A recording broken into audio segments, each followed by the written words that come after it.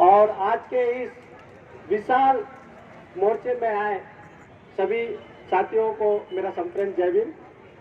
आज के इस मोर्चे के अध्यक्ष जिनके नेतृत्व में ये जो मोर्चा आज यहाँ संपन्न हुआ, माननीय JS पाटिल साहब, और यहाँ विभिन्न संगठनों से आए हुए सभी पदाधिकारियों का भी मैं धन्यवाद करता हूँ।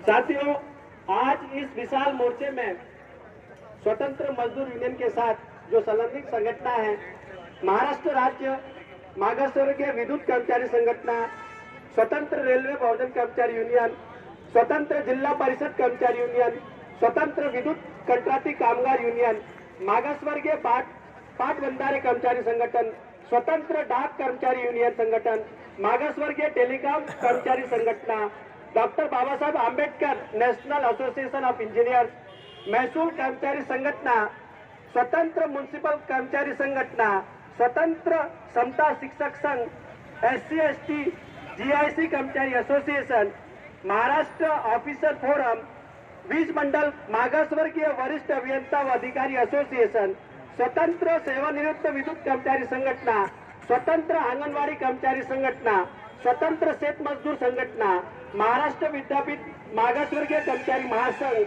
स्वतंत्र कोल मजदूर यूनियन, गवंडी बांधकाम संघटना, ग्राम सेवक संघटना, घरेलू कामगार संघटना और स्वतंत्र रेल टेका मजदूर यूनियन, ऐसी 24 संगठनों ने आज के मोर्चे पर पाटिंबा दिया और उनके सभी कर्मचारी और जो कामगार है आज मोर्चे में शामिल हुए, उनका भी मैं तहे दिल से धन्यवाद करता हूं।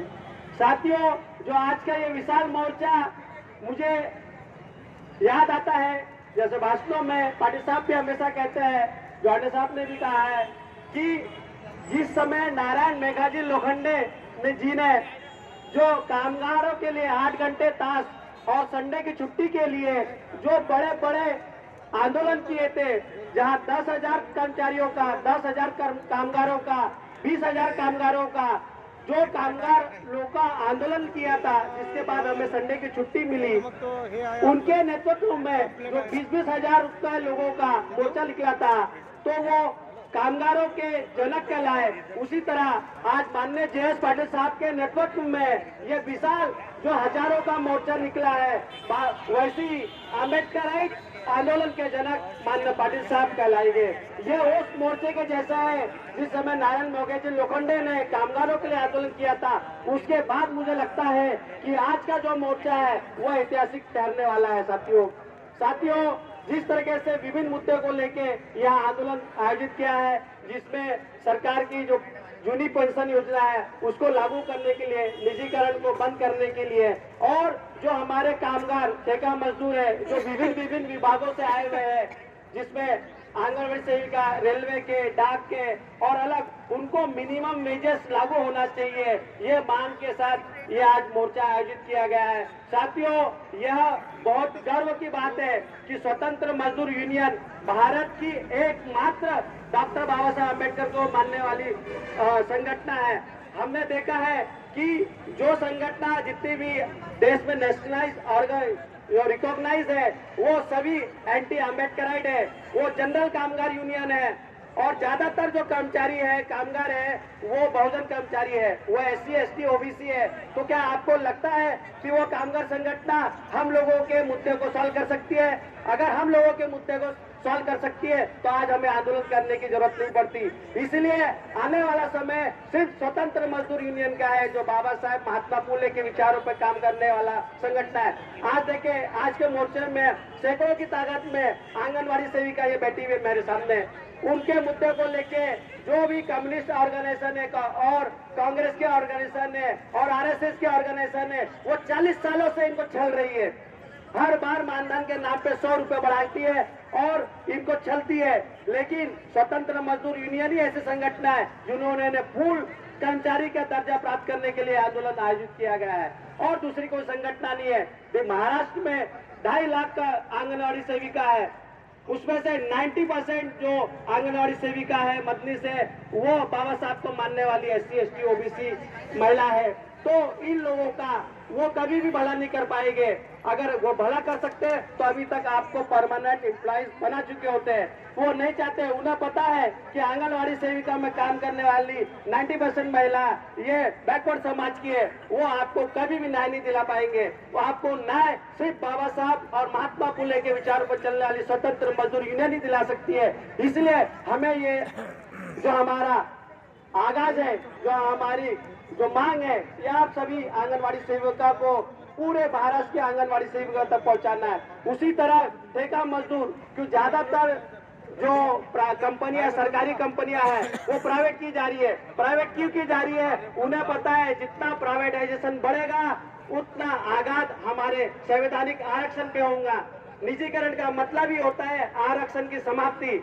अगर हमें अपने संवैधानिक अधिकारों को, हमारे आरक्षण को रोकना है तो उसको रोकने के लिए केवल और केवल स्वतंत्र मजदूर यूनियन ही काम कर सकती है और कोई संगठन काम नहीं कर सकती है। क्योंकि जितनी भी 12 रिकॉग्नाइज्ड ट्रेड यूनियन इस भारत देश में है, वो सभी की सभी मनुवादी, ब्राह्मणवादी, जनरल वाले लोगों के द्वारा संचालित है। सिर्फ स्वतंत्र मजदूर यूनियन ही हमारे महापुरुषों को लेके, विचारों को लेके काम करने वाली है। क्योंकि प्राइवेटाइजेशन बढ़ेगा तो आरक्षण खत्म होगा। अगर उसे रोकना है तो जिम्मेदारी किसकी है? हमारी है। तो इसीलिए हमें सबको मिलकर स्वतंत्र मजदूर यूनियन का, माननीय जे एस पाटिल साहब का हाथों को मजबूत करना है। और अगर प्राइवेटाइजेशन को रोकना है और हमें रिजर्वेशन की प्रमोशन चाहिए तो केवल और केवल स्वतंत्र मजदूर यूनियन ही हमें दिला के दे सकती है। आपने देखा होगा कि स्वतंत्र मजदूर यूनियन और मागास वर्गीय यूनियन ही महाराष्ट्र में रिजर्वेशन इस मुद्दे को लेकर हाईकोर्ट और सुप्रीम कोर्ट गई है, कोई भी संगठन नहीं गई है। हमारे लोग, जितने भी बैकवर्ड लोग, जो भी कर्मचारी है, जिसके यूनियन के पदाधिकारी है, दूसरे स्वतंत्र मजदूर यूनियन और मागास वर्गीय यूनियन छोड़ के बाकी यूनियन के पदाधिकारी है, उन्होंने उनसे सवाल पूछना चाहिए कि जब हम आपके मेंबर हैं तो आपने हमारे आरक्षण के मुद्दे पर सुप्रीम कोर्ट में पिटीशन क्यों नहीं दायर करी? सिर्फ मागास वर्गीय यूनियन ने ही सुप्रीम कोर्ट में पिटीशन दायर करी और वो जीती है।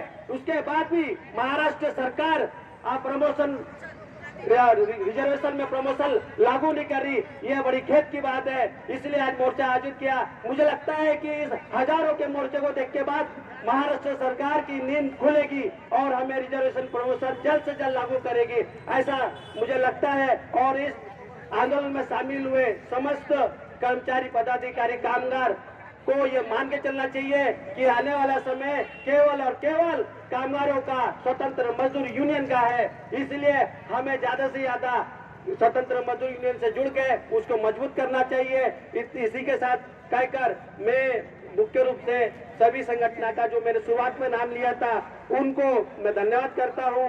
और इस आपको पता है कि ये इतना पिछले ही महीने दिल्ली में 21 नवंबर को दिल्ली में बहुत बड़ा आंदोलन किया गया था। उसके बाद ही 1 महीने के बाद भी दूसरा आंदोलन नागपुर में आयोजित किया और उसके बावजूद भी हजारों की संख्या में आप दोबारा आए, महाराष्ट्र के कोने कोने से आए।